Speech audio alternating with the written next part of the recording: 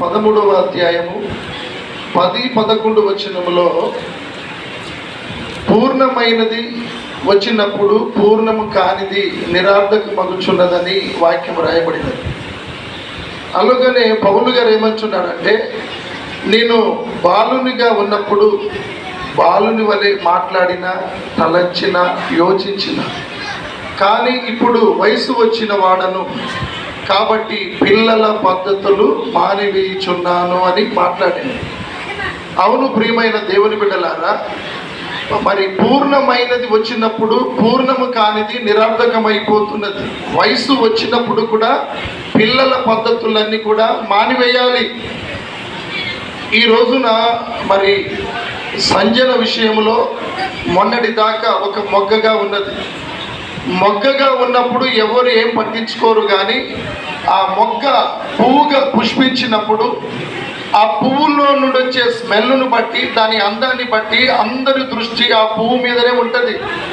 అంటే అది వయస్సు వచ్చిన దానికి సాదృశ్యము, తర్వాత అది పూర్ణమైన దానికి సాదృశ్యమై ఉన్నది. ప్రియమైన దేవుని బిడ్డలారా, ప్రైజ్ ది లార్డ్. ఇప్పుడు మరి ఈ నూతన పట్టు వస్త్రాలంకరణ కార్యక్రమంలో సంతోష్ కానీ సంజన కానీ మరి పట్టు వస్త్రములు అంటే వాళ్ళు పుట్టిన కాంచి ఎన్నోసార్లు కట్టుకున్నారు. పట్టు వస్త్రాలు, నూతన వస్త్రాలు ఎన్నోసార్లు కట్టుకున్నారు. కానీ ఈ వస్త్రాలు కాదు. మా ఆత్మీయ జీవితంలో యెషయా గ్రంథంలో ఉంటుంది, 61వ అధ్యాయంలో 4 వస్త్రాలు ఉంటాయి. పేతురు రాసిన మొదటి పత్రిక 5వ అధ్యాయంలో 1 వస్త్రం ఉంటుంది. ఇక్కడ మనం గమనిస్తే స్తుతి వస్త్రము, ఉల్లాస వస్త్రము, రక్షణ వస్త్రము, నీతి వస్త్రము, దీన మనస్సు అనే వస్త్రం. మన ఆత్మీయ జీవితంలో దేవుడు తన దాసుల ద్వారా చక్కటి ఉపదేశముతో ఈ 5 రకాల వస్త్రాలతో వారిని అలంకరింపజేయాలి.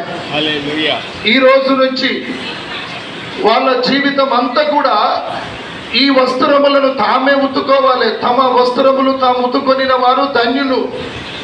కాబట్టి ఈ రోజున మనం గమనిస్తే వాళ్ళు నీతిగా, ఉల్లాసంగా దేవుని స్తుతించేటట్టు, పొందుకున్న రక్షణ కాపాడుకునేటట్టు, అలాగనే ప్రియమైన దేవుని బిడ్డలారా దీన మనస్సును కలిగి జీవించేటట్టు వాళ్ళ జీవితాన్ని మలుచుకోవాలి. ప్రియమైన దేవుని బిడ్డలారా, ఈ రోజున నూతన పట్టు వస్త్రాలంకరణ కార్యక్రమం అంటే ఈ 5 రకాల వస్త్రాలతో దేవుడు తన దాసుల ద్వారా ఉపదేశం అందించి సంతోషును సంజనను అలంకరింపజేసి ఇక మిగిలిన జీవితం అంతటిలో పిల్లల పద్ధతులన్నీ మానివేసి వయస్సుకు తగ్గ మాట్లాడి, వయస్సుకు తగ్గ తలంచి, వయస్సుకు తగ్గ యోచించే ప్రవర్తన కలిగి ముందుకు వెళుదురుగాక.